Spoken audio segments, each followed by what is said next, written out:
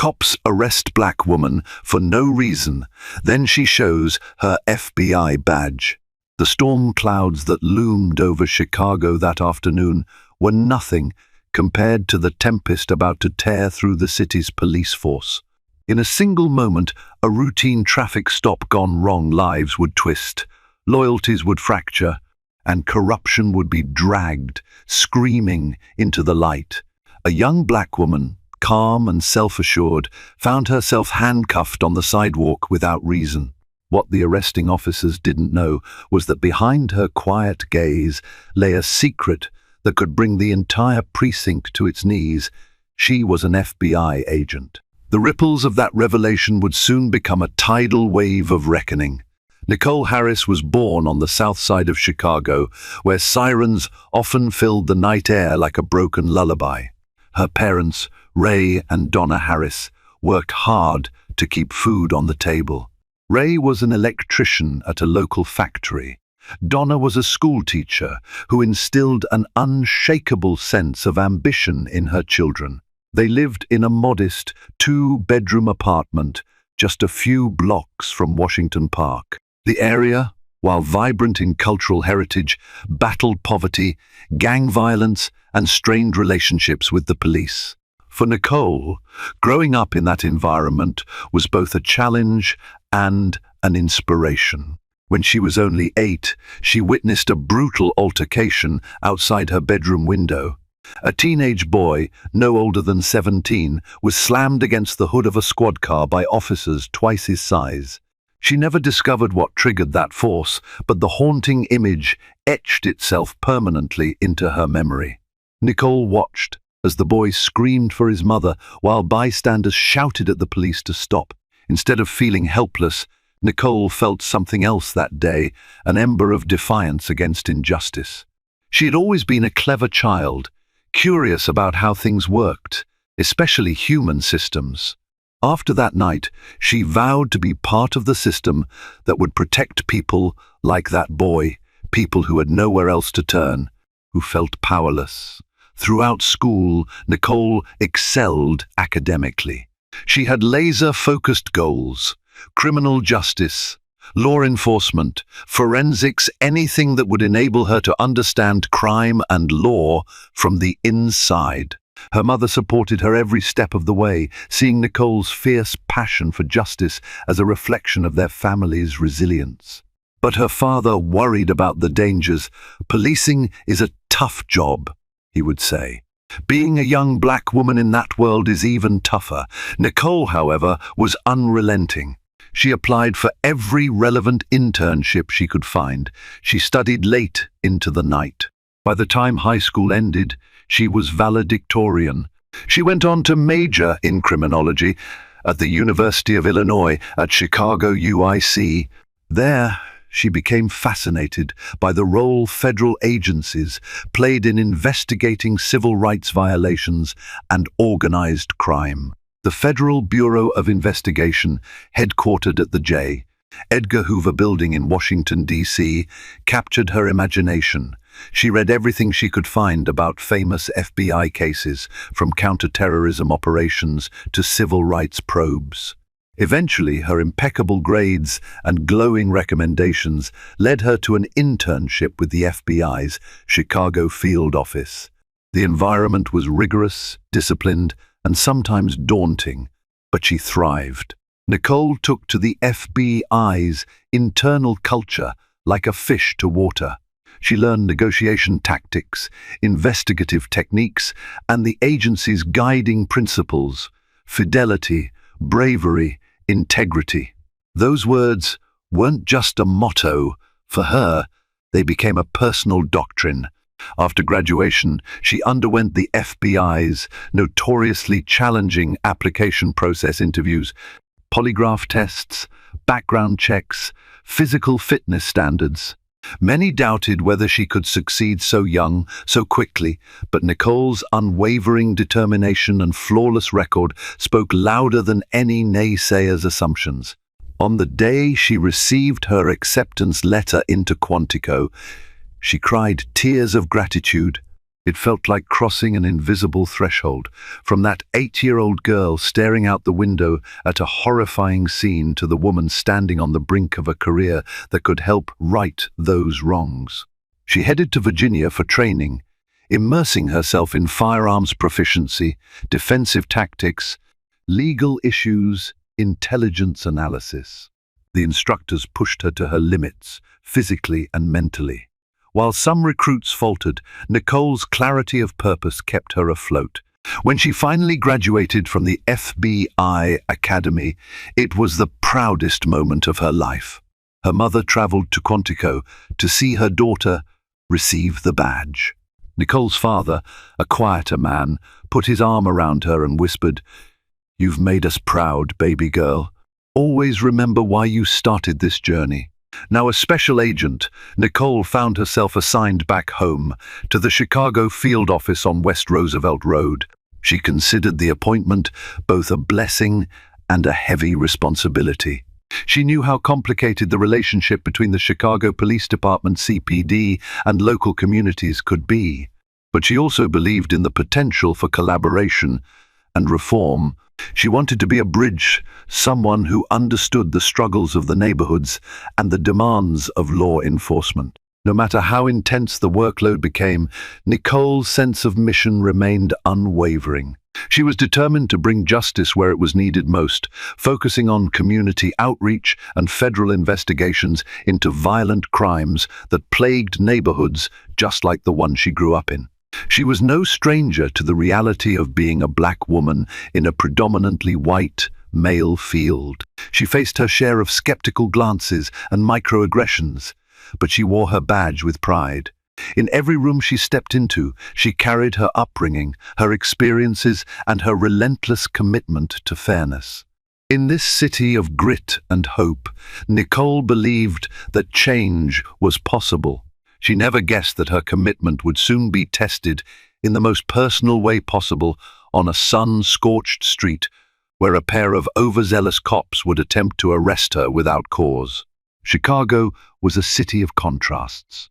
Gleaming skyscrapers lit up the downtown skyline, but less than a few miles away, entire neighborhoods struggled with neglected infrastructure, crime, and underfunded schools. It was into this delicate ecosystem that Nicole re-entered, her FBI credentials in hand, determined to make a difference. The Chicago field office, located on a bustling thoroughfare, was a far cry from the stately corridors of the J. Edgar Hoover building. It felt more like home, fast-paced, diverse, a place where the urgency of the city's problems collided with an equally strong desire to solve them. Tensions with the Chicago Police Department ebbed and flowed.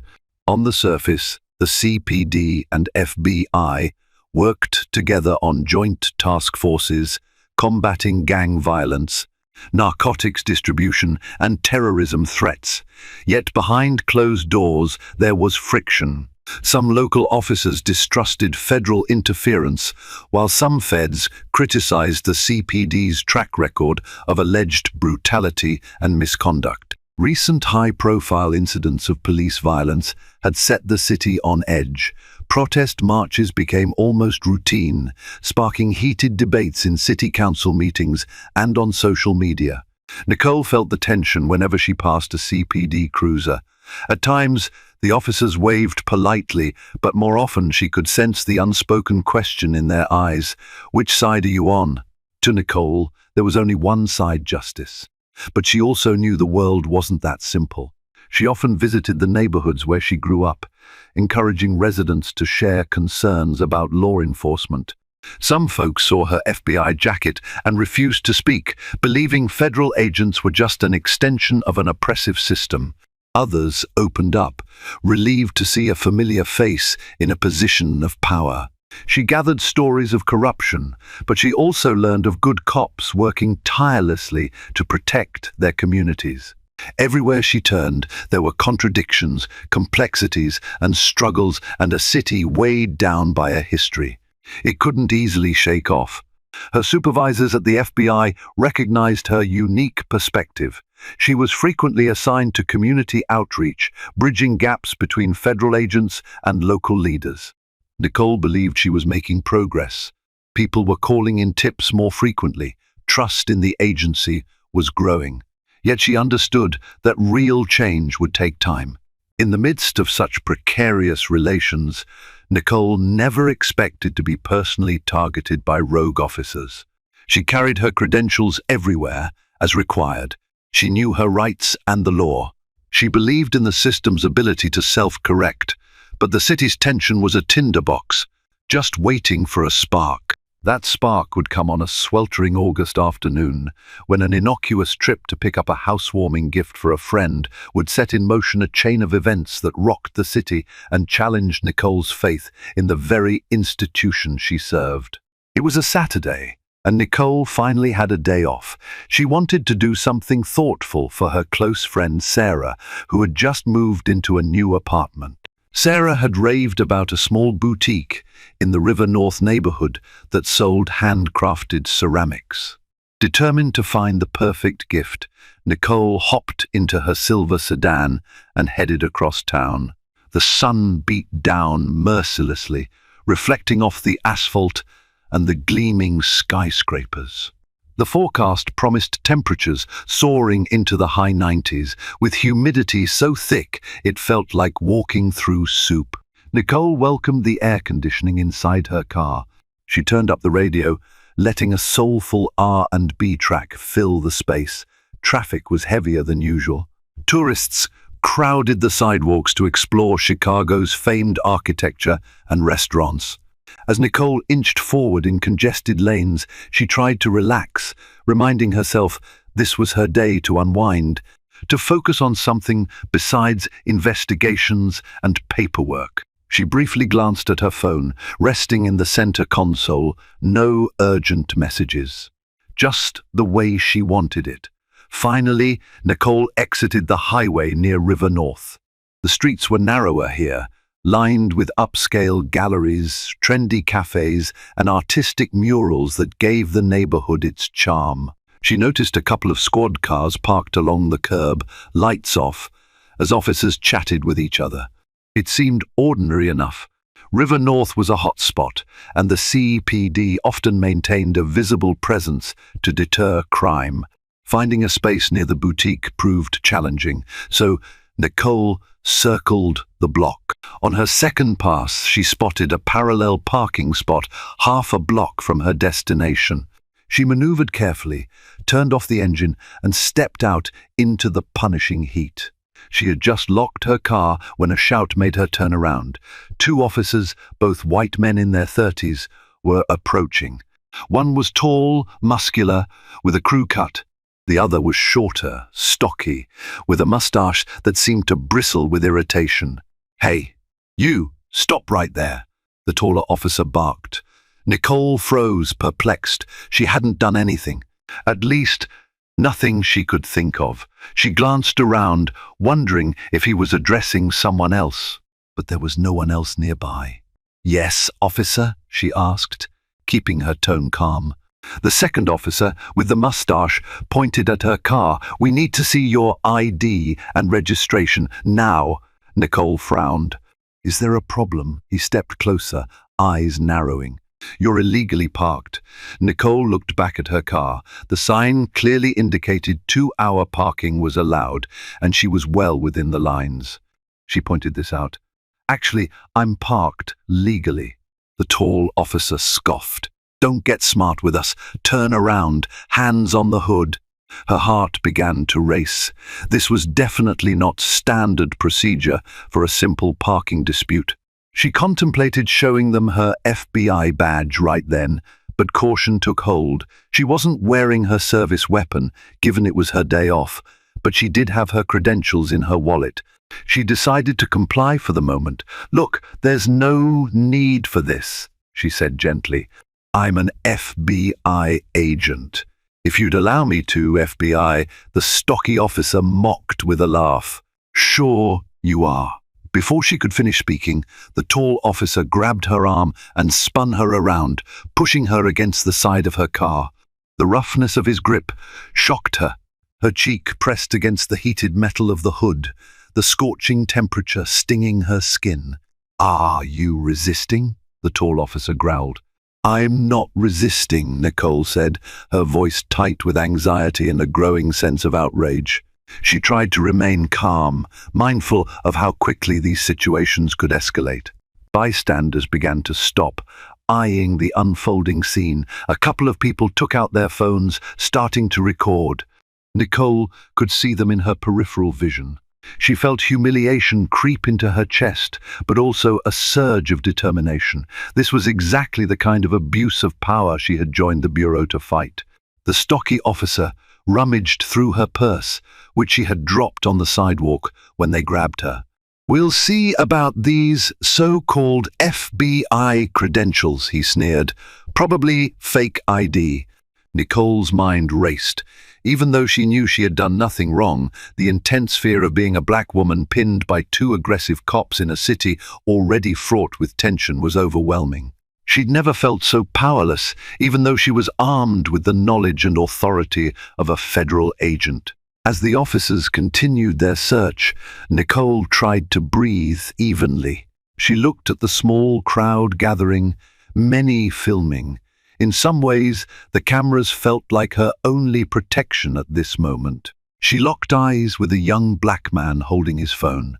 He gave her a look of empathy and concern. After what felt like an eternity, the tall officer slapped handcuffs around her wrists. The click of the metal was deafening to Nicole's ears. "You're under arrest for obstruction of justice," he declared. An incredulous anger surged in Nicole's chest. "Obstruction of justice? I haven't done anything but park my car." He ignored her, patting her down as sweat dripped down both their faces. She caught her reflection in the car's window, eyes wide with rage and humiliation. She had never envisioned this scenario, a black female FBI agent publicly treated like a criminal without the slightest provocation. At last, the stocky officer found something in her purse. Nicole couldn't see his reaction, but she knew it had to be her badge case. Her heart pounded. This was the moment that could turn the tide or make everything worse. Nicole felt heat radiate from the hood and from her own body. She tried to maintain composure, but her wrist was throbbing from the cuffs. The tall officer maintained his grip on her arm, refusing to loosen the metal biting into her skin. "Hey, Brad," the stocky officer called to his partner. He held up the black leather wallet that contained Nicole's FBI badge and ID. "Take a look at this." Officer Brad Wilson, as the name tag revealed, loosened his hold just enough to peer at the item. A skeptical frown crossed his face. "What is it?" Nicole couldn't see it herself, but she knew exactly what they were looking at. An official FBI badge with her photograph and identification. She carried it dutifully since the day she graduated from Quantico. The shorter officer, whose nameplate read Officer Tucker, turned the wallet in his hand.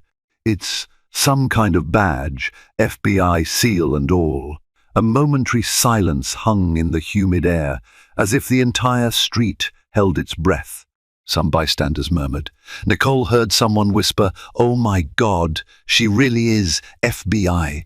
Despite the evidence in front of them, Officer Wilson sneered. "This looks pretty authentic," he admitted, "but we get high-quality fakes all the time." Nicole had had enough. She stared at him over her shoulder. "Call the Chicago field office. Ask for Special Agent Nicole Harris. Or better yet, run my badge number through NCIC." Her voice was surprisingly steady, even though her heart hammered in her chest. She was furious at the injustice, the disrespect, the likelihood that if she weren't an FBI agent, she might be on her way to the station, or worse. Officer Tucker shoved the badge into his pocket. "We'll sort this out at the station," he said. "You're still under arrest for obstruction. Are you serious?" Nicole asked, her voice rising. "You have my credentials right there." He shot her a hostile glare. "We'll see if they're real." By now, multiple phones were recording. Pedestrians stood on the sidewalk, some outraged, others confused. One woman yelled, "She's FBI, you idiots!"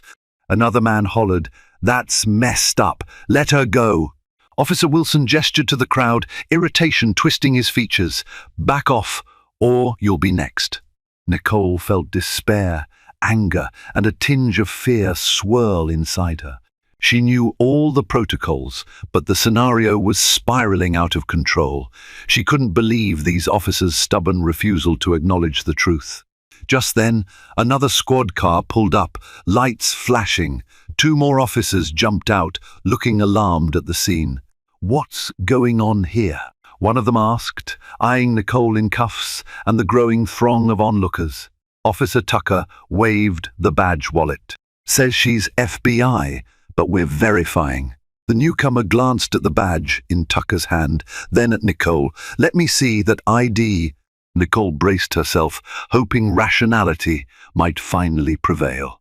Officer Montoya, the newcomer, took the leather wallet from Tucker. She flipped it open, inspected Nicole's photograph, her name, the official FBI seal, and the credentials. Nicole saw Montoya's expression shift from skepticism to something approaching alarm. She looked at Nicole, then back at the badge. "You might want to reconsider those handcuffs," Montoya said carefully to Wilson and Tucker. "This looks legit." Wilson, still gripping Nicole's elbow, snorted. "We can't be sure yet." Montoya lifted her radio. "Dispatch, this is Officer Montoya, requesting a verification of an FBI credential, badge number." She squinted at the ID and read out the series of numbers. Then she provided Nicole's name. Through the radio's crackle, dispatch confirmed, "Stand by." A tense silence fell over the street. Nicole sensed the crowd's anticipation, the frustration in her own racing pulse, and the officer's mounting discomfort. Finally, the radio popped again. "Officer Montoya, those credentials are confirmed. That's Special Agent Nicole Harris, assigned to the Chicago field office." Montoya nodded and looked at Wilson and Tucker. "Uncuff her. Now." Officer Wilson's face reddened. His jaw tightened as he removed the cuffs from Nicole's wrists. Tucker glanced around at the crowd, some of whom were now chanting, "Let her go! Let her go!" Nicole turned around, rubbing her sore wrists. She felt a surge of relief, but also indignation. She fixed her gaze on the two officers who had arrested her. "I'd like your badge numbers," she said, her voice steely. Neither Wilson nor Tucker responded. They just stared at her, as if trying to decide whether to argue or back down. Montoya handed Nicole her badge wallet with a respectful nod. "Here, Agent Harris. I'm sorry for the misunderstanding." "Misunderstanding," Nicole repeated. She could barely keep her anger in check. "I was arrested, handcuffed, and humiliated in public for a legal parking job, and because you two refused to believe that a black woman could actually be an FBI agent." Bystanders cheered in agreement. Phones still recorded. The tension in the air was now electric. One of the local business owners stepped out to see what the commotion was about, only to gasp at the sight of Nicole in front of the squad car, her wrists red from cuff marks. Officer Montoya's partner, Officer Delgado, stepped forward. "Let's all calm down. No one wants this to get out of hand." Nicole stared him down. "It already is out of hand. I will be filing a complaint. You can count on that." Wilson finally found his voice, though it was dripping with condescension. "We had probable cause," he mumbled. "We thought, what probable cause?" Nicole snapped. "What crime did I commit?" His mouth opened, but no words came out. Tucker shoved his hands in his pockets, looking anywhere but at Nicole. Montoya exhaled slowly, glancing between them. "Look, Agent Harris, if you want to file an official complaint, you're within your rights. But let's keep this civil." Nicole's glare never wavered. "Get out of my way," she said curtly. Then she added, "I expect to hear from your Internal Affairs Division soon." She retrieved her purse from the ground, grabbed her car keys, and walked off, ignoring the pointed stares and swirling cameras. This wasn't just a personal indignity. It was a glimpse into a much deeper rot, something she now felt compelled to expose.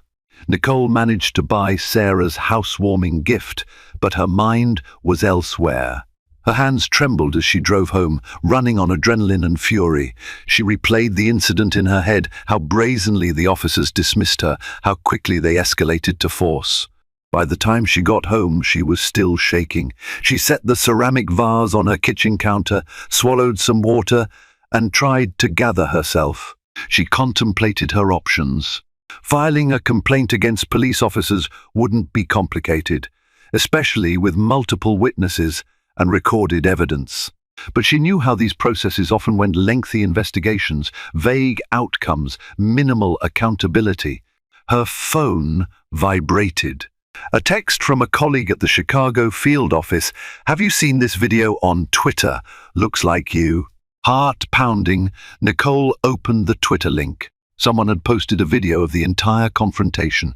She watched as it captured her lawful parking, the officer's approach, the rough handcuffing, and the moment Officer Montoya verified her credentials. The hashtag FBI while black was trending locally. Comments poured in by the second. "This is insane. When will it stop? This is why we protest. Don't they realize who they just messed with? They never believe us, no matter what we do." The footage had already garnered thousands of views and retweets. Nicole let out a slow, trembling breath. She was no stranger to the power of viral videos in the national conversation on policing. People got outraged for a few days, sometimes took to the streets in protest, but rarely did meaningful reforms come swiftly. As she scrolled through the comments, she saw a direct message request from a local journalist, Megan Albright, who worked at the Chicago Tribune. The message read, "Agent Harris, I'd love to speak with you about your experience. I believe the public needs to hear your story." Nicole stared at the message. She had to be careful. FBI policy restricted unauthorized media engagement. Normally, all press interactions needed to go through the Bureau's Public Affairs Office. If she gave a statement to the press, especially one that cast the CPD in a harsh light, there could be repercussions for her career. On the other hand, the video was already out there, and the public was demanding answers. She sank onto a living room couch, still wearing the same outfit in which she'd been handcuffed hours earlier. Her phone lit up again this time, her supervisor's number. Nicole steeled herself, knowing what conversation was coming. "Nicole, it's Jeff," said the firm yet concerned voice on the other end. "I just saw the video. Are you okay?" "Yeah," she sighed, leaning her head back, eyes closed. "I'm fine, angry, but fine." Jeff cleared his throat. "We need you to come in Monday morning to discuss this. The special agent in charge wants a full report and will coordinate an official statement if necessary. For now, do not speak to the press, okay?" Nicole recognized the subtext. The Bureau was walking a tightrope. The last thing they wanted was a high-profile feud with the CPD, but ignoring a blatant civil rights violation against one of their own was unthinkable. She ended the call, feeling both grateful and uneasy. This was bigger than just her. She could sense it. The swirling storm on social media, combined with the tension already present in Chicago over policing, meant the next few days could escalate fast. Somewhere deep in her gut, Nicole knew she couldn't let this slide. This wasn't merely an insult. It was a symptom of a system that often devalued and criminalized black bodies, even when they wore a federal badge. Monday morning arrived under slate-gray skies that threatened rain. Nicole walked into the Chicago field office, feeling a knot in her stomach. She had spent the weekend drafting a meticulous account of the incident.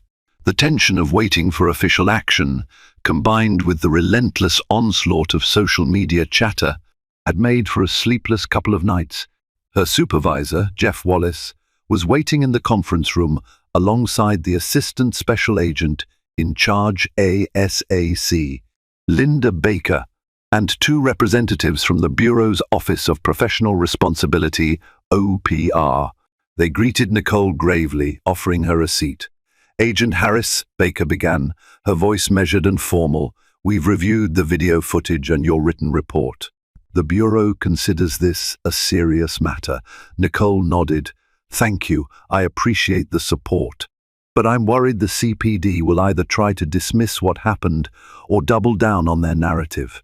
Jeff leaned forward, hands clasped. "Nicole, you need to know that the CPD is already conducting its own internal investigation. Their top brass reached out to us, expressing concern and apologizing for the officers' actions. That said, I also want you to be prepared for any pushback. Sometimes these investigations get messy." Nicole felt a surge of relief that the CPD had at least acknowledged wrongdoing, but she remained skeptical.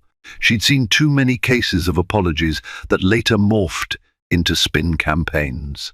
An OPR representative, a stiff-looking man with a thin mustache, spoke next. "We would like to request an official statement from you, Agent Harris, and we will coordinate with our public affairs team before any media interactions. The last thing we need is a public relations fiasco. We want the truth out there, but we also need to maintain collaborative relationships with the local police." Her lips tightened. "I understand. But I also want to make sure there's accountability. This isn't just about me, it's about a pattern of behavior that affects so many."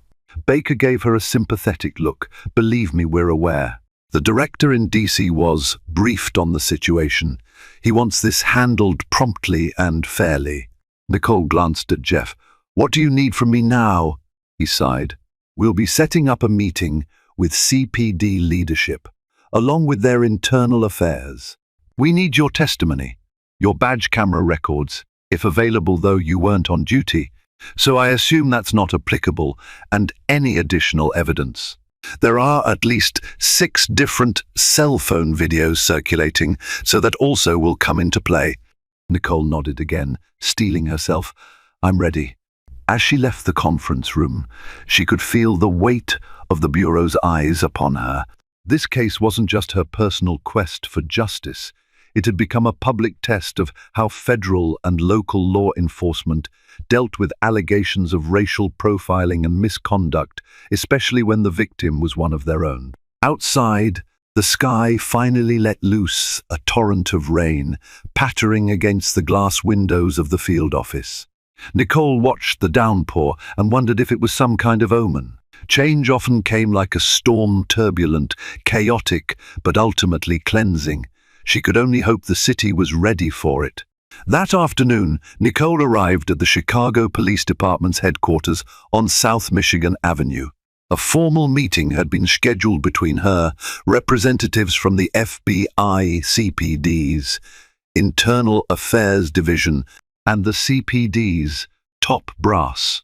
She felt a mixture of trepidation and defiance as she walked through the grand lobby with its polished floors and the emblem of the CPD prominently displayed. The conference room was large, with a long wooden table and a dozen chairs on each side. On one wall hung portraits of past police commissioners, a silent reminder of the department's storied and often controversial history. Nicole found a seat alongside Jeff and OPR counsel. Across from them sat CPD Chief Anthony Ramirez, flanked by several senior officers, including the head of Internal Affairs, Captain Andrea Carter. Chief Ramirez was a tall, imposing figure with salt and pepper hair. He folded his arms, looking decidedly uneasy. "Agent Harris, on behalf of the department, I want to extend my apologies for the experience you endured. The officers involved, Wilson and Tucker, have been placed on desk duty pending the outcome of our investigation." Nicole studied the faces around the table. Some appeared genuinely remorseful. Others wore expressions of guarded defensiveness. "Thank you for the apology, Chief Ramirez," she said calmly. "But words alone won't solve the deeper issue at hand." Captain Carter cleared her throat. "We understand. That's why we've launched an internal review. We'll be looking at body cam footage, eyewitness statements, and any other relevant material. The fact you're an FBI agent doesn't exempt our officers from accountability, but we want to ensure a fair, impartial process." Jeff chimed in. "We also expect full cooperation from your side. This incident has drawn significant public attention. The Bureau is prepared to stand behind Agent Harris in seeking justice." Nicole noticed subtle shifts in posture among the CPD brass, stiffening shoulders, pursed lips. It was clear some of them resented federal involvement in what they saw as a local matter. Chief Ramirez spoke again. "While we respect the FBI's position, we must handle this through our established protocols. If you have any evidence to bring forward, please do so through the official channels. Our aim is the truth." Nicole leaned forward, her voice resolute. "The truth is that your officers racially profiled me, used excessive force, and humiliated me in public. If it weren't for the video footage, who knows how they might have spun the story." Silence gripped the room. Captain Carter finally nodded. "Understood. We take allegations of racial profiling seriously, Agent Harris. You have my assurance that the investigation will be thorough." As the meeting drew to a close, Nicole handed over a copy of her written statement. Outside the room, Jeff gave her a supportive pat on the shoulder. "You did great," he murmured. Nicole exhaled, feeling both defiant and oddly drained. A sense of unreality clung to her. This was her life now, caught between two powerful institutions, demanding accountability for a wrong that should never have happened. She left headquarters with the awareness that a battle line had been drawn. Whether the CPD would stand by their pledge of a fair process remained to be seen. Within days, local news outlets latched onto the story of the FBI agent wrongly arrested by CPD. Segments ran on evening broadcasts, featuring snippets of the viral videos and interviews with eyewitnesses. Megan Albright from the Chicago Tribune wrote an in-depth article referencing the city's tumultuous history with law enforcement misconduct. Calls began flooding the CPD's public affairs hotline. Community leaders demanded an explanation and swift disciplinary action. Civil rights groups, including the local chapter of the ACLU, issued statements condemning racial profiling. Politicians weighed in, some using the incident to bolster calls for reform, others cautioning the public not to rush to judgment. Nicole found herself in the eye of the media storm. She fielded call after call, some from well-meaning reporters looking for her perspective, others from people who just wanted a sensational scoop. Per the FBI's guidance, she refrained from going on camera or granting interviews, but she couldn't avoid the swirl of public attention. Everywhere she went, people recognized her. One morning, her mother called, her voice laced with worry. "Baby, I saw you on TV last night, some news report about what those police did. Are you all right?" Nicole sighed into the phone. "I'm okay, Mom. Just dealing with a lot of stress. It'll blow over eventually." But Donna Harris wasn't so sure. "I know you're strong, Nicole, but be careful. People can get ugly about these things." She felt a surge of gratitude for her mother's concern, but also a stab of guilt for putting her parents through this emotional turmoil. She assured her mother she'd be cautious, even as she recognized the fight for justice was far from over. Meanwhile, a groundswell of public opinion was forming in Nicole's favor. Protesters marched outside the CPD headquarters, demanding accountability not just for the two officers who arrested her, but for the entire department's culture. Signs read, "If they do this to an FBI agent, imagine the rest of us, and racial profiling is a crime." Amid the uproar, the CPD scrambled to manage its image. Press conferences were held, where a visibly tense Chief Ramirez reiterated that the department was conducting a thorough investigation. Captain Carter assured reporters that they would leave no stone unturned. Yet the public wanted immediate consequences, and justice felt agonizingly slow. Nicole's FBI colleagues offered a mix of support and caution. Some rallied around her, encouraging her to stand strong. Others seemed worried that her involvement in such a high-profile dispute could jeopardize interagency cooperation. Jeff, her supervisor, took every opportunity to remind her not to speak out of turn. In her quieter moments, Nicole wrestled with conflicting emotions. She was furious at the officers who had treated her like a criminal. She was disillusioned with a system that had so quickly turned on one of its own. Yet she also believed in justice, in due process, and in the possibility of real change. On a Wednesday evening, she found herself scrolling through countless social media posts, some supportive, some vitriolic. One message caught her eye, a private note from a CPD officer she didn't know. It read, "Agent Harris, I'm deeply sorry about what happened to you. Some of us in the department are disgusted by Wilson and Tucker's actions. I hope you won't lose faith in all of us." Nicole felt tears prick her eyes. She replied with a thank you, recognizing that not everyone within the CPD was her enemy. The problem was bigger than just two rogue cops. It was an ingrained culture that allowed this kind of abuse to happen so routinely. As the days turned into weeks, the media frenzy showed no signs of abating.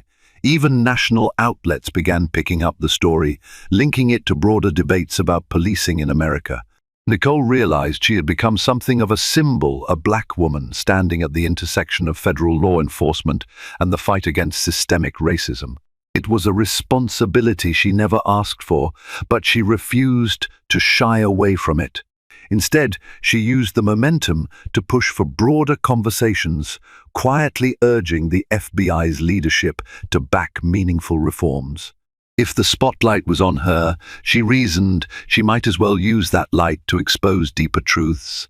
Behind the scenes, Officer Wilson and Officer Tucker found themselves under increasing scrutiny. Both had histories of complaints for excessive force, though none had resulted in official disciplinary action before. Internal Affairs interviewed them repeatedly, comparing their statements to the video evidence. The CPD rank and file was divided. Some officers closed ranks around Wilson and Tucker, claiming they were being unfairly demonized. Others quietly acknowledged that the duo was known for their aggressive tactics, particularly in communities of color. The question now was whether the department would finally hold them accountable or find a way to excuse their actions once again. Meanwhile, Nicole's OPR liaison informed her that a new piece of evidence had surfaced: internal messages from Wilson and Tucker's patrol car computer. A whistleblower within the CPD had leaked logs showing derogatory language used by Tucker earlier that day. Phrases like "gotta watch these people" and "she's probably on welfare" had been typed shortly before they approached Nicole. When Nicole read the logs, her stomach turned. The blatant racism was undeniable. This wasn't a simple misunderstanding, it was a willful act of prejudice. She shared the evidence with Jeff, who immediately forwarded it to the legal department. The following day, in an explosive turn of events, those logs were published in the Chicago Tribune. The uproar was immediate and intense, sparking another wave of protests and condemnation. Civil rights advocates seized on the logs as proof that the arrest was rooted in racism, not mere procedural error. At the same time, Nicole received an email from the FBI's Civil Rights Division in Washington. They wanted to open a federal investigation into the arrest, citing possible civil rights violations. For Nicole, this was a bittersweet development. Part of her was relieved that high-level attention might force real accountability. Another part of her dreaded the increased pressure and the potential for retaliation. Behind closed doors, CPD leaders convened crisis meetings. They issued statements condemning the language used by the officers, stating it didn't represent the department's values. But the public was losing patience. Calls for Chief Ramirez's resignation began circulating, though it wasn't clear if he bore direct responsibility for the officers' conduct. Nicole found herself at the center of it all, her phone buzzing constantly with interview requests, messages of support, and the occasional hateful rant. She was exhausted, but she felt a moral imperative to see this through. Privately, she worried about her parents' safety, about her own. She wasn't naive. She knew how some officers might react if they perceived her as an enemy of the department. But she refused to be intimidated. If the system was ever going to change, it needed voices from the inside willing to speak up. And so, with every new revelation, every leaked log, and every public demonstration, cracks appeared in the armor that had shielded bad cops for too long. The question now was whether those cracks would widen into a permanent fissure, one capable of dismantling the very foundations of corruption and bias. The tension reached a boiling point when CPD, Internal Affairs, formally recommended that Officers Wilson and Tucker be suspended without pay, pending termination. The language of their report was damning, a clear violation of departmental policy, including racial bias and excessive use of force. News of the recommendation rattled the police force. Some officers rallied to defend Wilson and Tucker, while others sighed in relief, grateful that the department was finally addressing these chronic problems. Nicole heard the news from Jeff, who walked into her office holding a copy of the report. "It's a big step," he said, handing it over. "They're going to terminate them if the police board approves." She felt a wave of mixed emotions. It's something, but it doesn't erase what happened, or what happens to countless others who don't have an FBI badge to protect them. Jeff nodded solemnly. "I know, but it sets a precedent that the department can't sweep these incidents under the rug anymore, especially when they become public." Meanwhile, the federal investigation gained traction. Investigators from the Civil Rights Division interviewed Nicole, the bystanders who had recorded the incident, and other CPD officers who'd worked with Wilson and Tucker. A pattern of discriminatory behavior began to emerge. Lawsuits filed by other victims surfaced, detailing similar arrests and harassment. Then came the day of the hearing at the police board, an independent body that determined final discipline for officers. Members of the public packed the room, many wearing shirts that read "Justice for Nicole." The tension was palpable. Wilson and Tucker appeared with their attorneys, who tried to spin the narrative that their clients made a reasonable mistake and acted in good faith. They argued that Nicole's defiance had escalated the situation. The board members, however, repeatedly referenced the leaked patrol car logs and the glaring mismatch between the officers' statements and the video evidence. Nicole took the stand, recounting the incident step by step. The attorneys attempted to discredit her, hinting that she had blown the situation out of proportion. But each time they pressed, Nicole calmly reiterated the facts, which were already plain to see on the recordings. After deliberations that lasted 3 hours, the board rendered its decision. Both officers would be terminated from the CPD, effective immediately. An audible sigh of relief rippled through the room. Some in the crowd cheered, others wept with joy. Outside, reporters thrust microphones toward Nicole, begging for a statement. She glanced at Jeff, who nodded in approval. Gathering her courage, she faced the cameras and said, "This is an important moment, not just for me, but for everyone who's ever been targeted unfairly. Accountability is the first step toward rebuilding trust. I hope this can be a catalyst for deeper reforms." Her words echoed across the city, carried by the evening news and social media shares. For once, it felt like the system had delivered a measure of justice. Yet Nicole knew this was not an end, but rather a beginning of a much longer fight for true equality. The fallout for Wilson and Tucker didn't end with their termination. The federal investigation continued to examine whether their actions constituted civil rights violations, warranting criminal charges. As more stories surfaced about similar misconduct by the pair, the possibility of indictments grew stronger. For the CPD as a whole, the incident triggered a wave of introspection and reform proposals. City council members pushed for greater oversight. Activists lobbied for the creation of a community review board with the power to investigate allegations of police misconduct. The mayor, under increasing political pressure, announced an initiative to diversify the police force and ramp up anti-bias training. Chief Ramirez, who had initially tried to contain the incident quietly, found his leadership questioned. Some critics argued he should have acted more swiftly and publicly in condemning the officer's actions. While he managed to keep his position, the ordeal tarnished his reputation, and rumors swirled that he might retire early. In the midst of this upheaval, Nicole received an invitation from the FBI's national headquarters.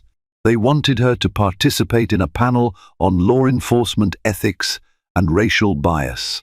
It was an unexpected opportunity to share her perspective with some of the Bureau's highest-ranking officials.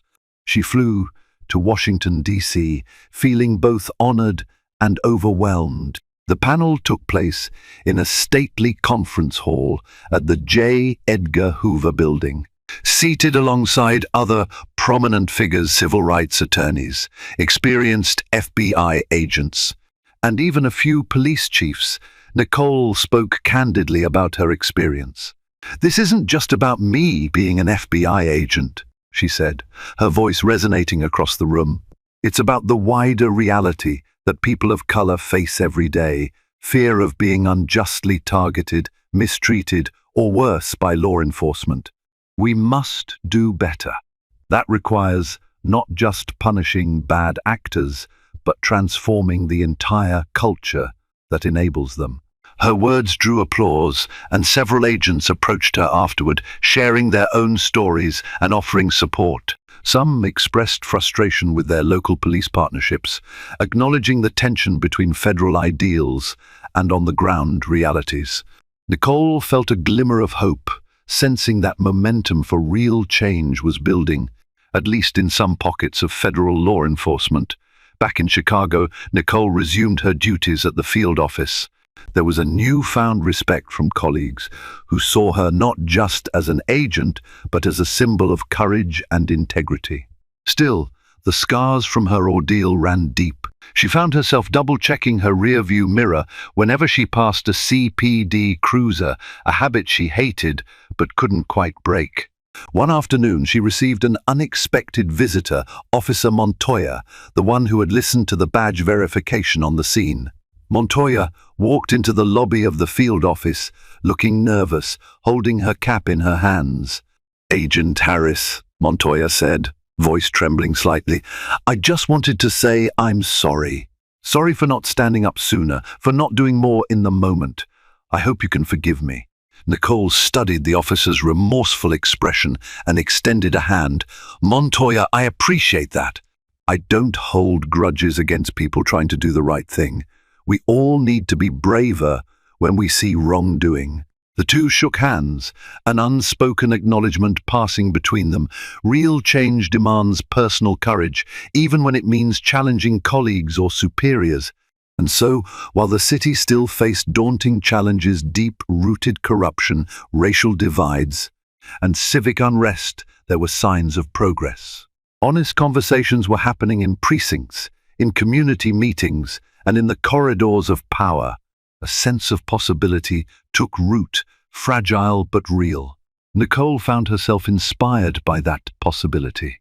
Even after facing humiliation and doubt, she was determined to remain in Chicago, to continue her work with the Bureau, and to help steer law enforcement toward a more just and humane future. It wouldn't be easy, but she'd learned that real progress rarely is. For every arrogant cop like Wilson, there was a Montoya, or a Delgado, or a Carter. ready to be part of the solution if only they could muster the courage. As the dust finally began to settle, a new path opened up for Nicole, one where she could use her experience to push for meaningful change, not just in Chicago, but throughout the country. Her courage in standing up against injustice had sparked a conversation larger than any single precinct or department could contain. People began to believe that even the most rigid institutions can be reshaped when enough voices speak out for what's right. Now, we need your voice too. Keep the momentum going by sharing this story. Spread the word to friends, family, and neighbors. Let them see what happens when one person decides to fight back against a broken system. Make sure you hit that like button, subscribe to stay connected, and share this video with everyone you know. Because together, we can ensure that justice and accountability aren't just words, they're the foundation of our society.